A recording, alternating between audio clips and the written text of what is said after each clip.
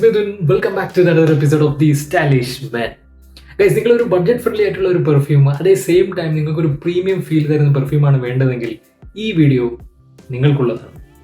Daily യൂസിന് perfect ആയ ഒരു ഫ്രേഗ്രൻസ്, അതേപോലെ തന്നെ ഓഫീസ് കാഷ്വൽ ഔട്ടിങ്സിന് എല്ലാം സെറ്റായ ഒന്നാണ് ദിറം വൈറ്റ് എഡിഷൻ പെർഫ്യൂം.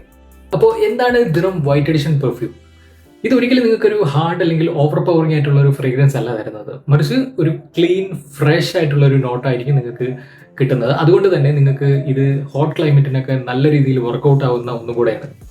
ഇനി ഇതിന്റെ സ്മെൽ ആൻഡ് ഫ്രേഗ്രൻസിനെ കുറിച്ച് പറയുകയാണെന്നുണ്ടെങ്കിൽ ഇതിന്റെ ഫസ്റ്റ് സ്പ്രേയിൽ തന്നെ നമുക്ക് കിട്ടുന്ന ഒരു ഫീൽ എന്ന് പറയുന്നത് ഫ്രഷ്, ഞാൻ നേരത്തെ പറഞ്ഞല്ലോ, ഒരു ഫ്രഷ് ഫീലാണ്. അതിന്റെ കൂടെ തന്നെ നമുക്കൊരു സ്ലൈറ്റ്ലി ഒരു സിട്രസിന്റെ ഒരു നോട്ട് കിട്ടും, പിന്നെ ഒരു മസ്കി ഫിനിഷ് അല്ലെങ്കിൽ ഒരു സോഫ്റ്റ് ഫ്ലോറൽ.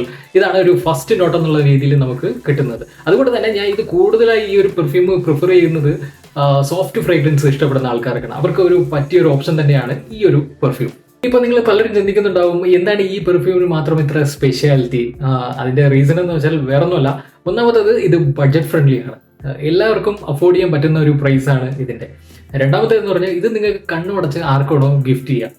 ഇനി മൂന്നാമത്തേന്ന് പറയുന്നത്, ഇതൊരു മാസ് അപ്പീലിംഗ് ഫ്രേഗ്രൻസ് നിങ്ങൾക്ക് തരും.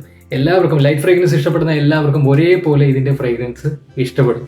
ഇനി നാലാമത്തേന്ന് പറഞ്ഞാൽ ഇത് നിങ്ങൾക്ക് ഡെയിലി യൂസ് ആയിട്ട് നിങ്ങൾക്ക് യൂസ് ചെയ്യാം. കാരണം ഇത് നിങ്ങൾക്ക് ഒരു രീതിയിലുള്ള അരോചകമായിട്ടുള്ള ഒരു സ്മെല്ല് കൊണ്ട് ഹെഡേക്കോ അങ്ങനത്തെ ഒരു കാര്യം നിങ്ങൾക്ക് ഈ ഒരു ഫ്രേഗ്രൻസ് കൊണ്ട് ഉണ്ടാവില്ല. ഇതാണ് അതിന്റെ മെയിൻ റീസൺസ് എന്ന് പറയുന്നത്.